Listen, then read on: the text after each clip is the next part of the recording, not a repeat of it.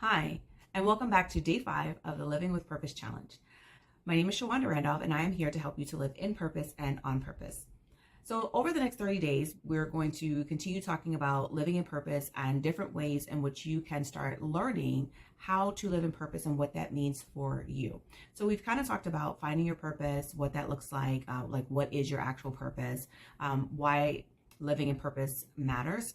And so we've talked about how living with purpose actually brings more meaning to your life and helps you to live a more fulfilled life as well.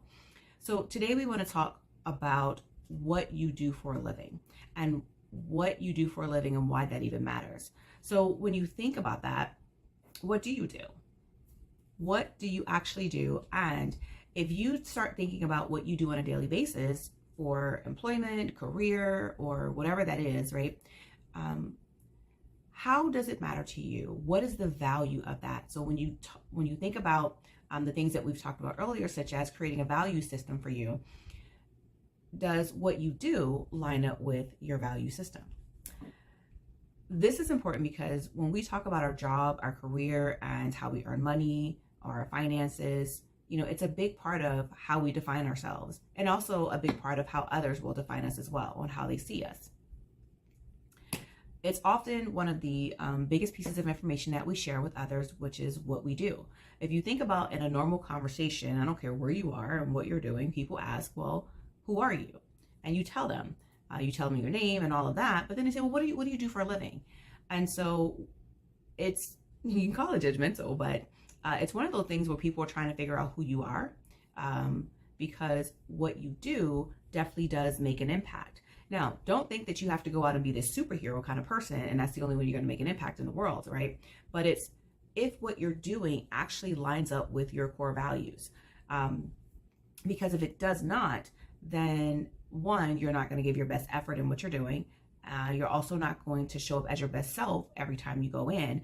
And what you're feeling, what you're going through, how you connect with the place that you're working or what you're doing for a living will definitely spread to others. Those feelings and emotions and things that you're feeling every day of not liking what you're doing, it's going to show. There's going to be fruit from what you are doing. Now, there's always fruit from what you're doing. It's just whether or not that's bad fruit or good fruit, right? So if you show up every day, you're angry, you're frustrated, you're annoyed because you actually don't want to be where you are, then in every aspect of what you do, whether it is filing papers, whether it is having a conversation with someone else, or you have to do customer service or what have you, your behavior, your attitude is actually going to show, and it's going to be evident that you don't like it. And therefore, because you're having a tough time, then now you are even subconsciously giving someone else a tough time. In other words, your problem is now someone else's problem.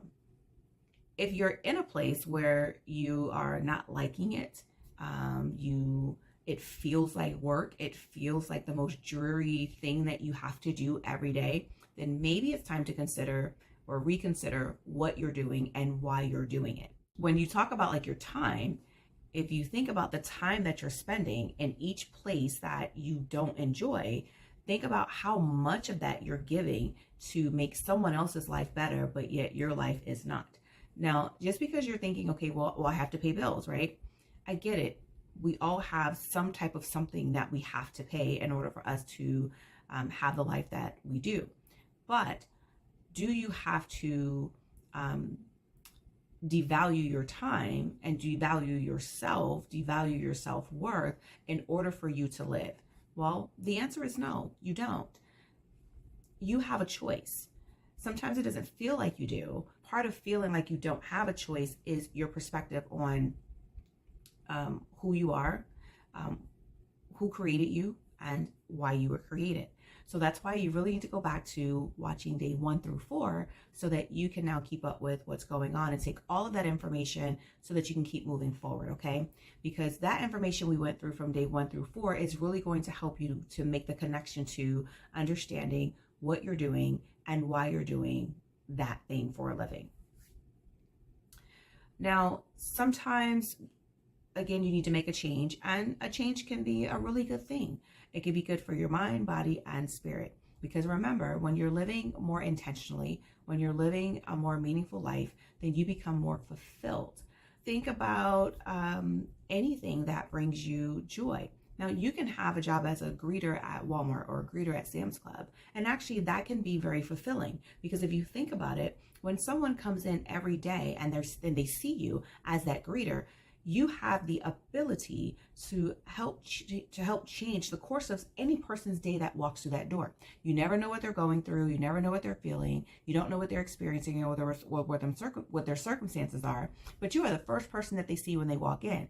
Now, if you are happy to be there, if you are happy to be in that position, then that is going to extend out to the next person, which means you're going to be able to smile. You're going to be able to give them a friendly greeting. You're going to be friendly towards them. And so therefore people will see that and feel that and experience that. And so that helps you to make an impact in someone else's life. Now, you use that same example and say, well, I'm a greeter at Walmart, but yet the mentality you have is, I'm just a greeter at Walmart. Well, if you downplay what you do and you don't see the benefit of what you're doing, one, you might want to dig a little bit deeper to realize that everything that you do, no matter where you are, can have a profound impact on someone else's life, even a greeter at Walmart.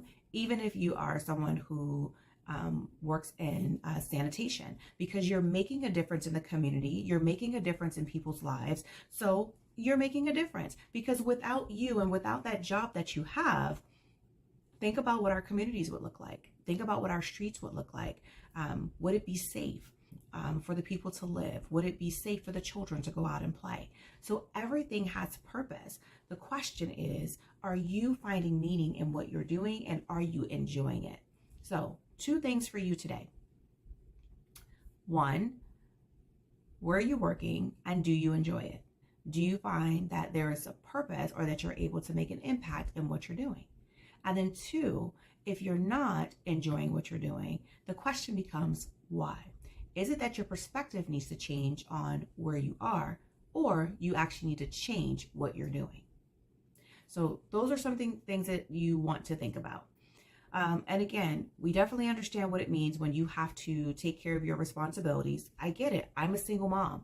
So I get how trying that can be. But here's the thing for me, is that when you are a parent, you have people watching you. And it's not just the people in your community, it's not just the people at your jobs. You have the next generation that is watching you and your response and how you walk through life. And so you will either set the prime example of why living with purpose matters, and that doing things very intentionally, very deliberately is very important.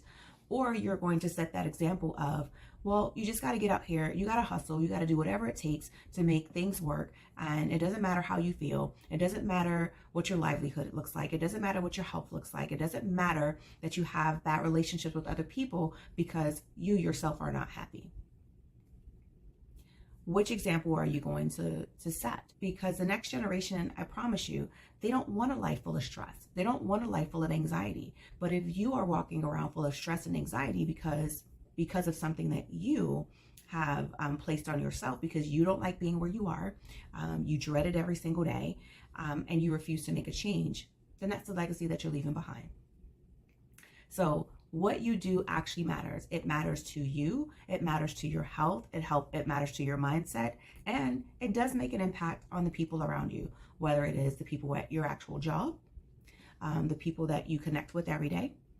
And it also matters to those within your family and in your households, because it starts with a legacy that you are leaving behind. And we definitely want to leave a legacy of what it means to live in purpose and on purpose and be able to have a meaningful life that brings us joy. That's something that you can teach the next generation. So think about the things that you might want to change for your life, and write those things down and seek God. Because remember, we've talked about seeking God for answers and seeking God for wisdom. So that's your tip for today. Hopefully this was enjoyable to you. I pray that you seek God to have the answers that you need to be able to make the changes that you need to in your life so that you can have a more fulfilled life, especially in what you do on a day-to-day basis. My name is Shawanda Randolph. I look forward to seeing you tomorrow. Don't forget to like, follow, and subscribe so that you can get the notifications for the messages each and every day. Bye for now.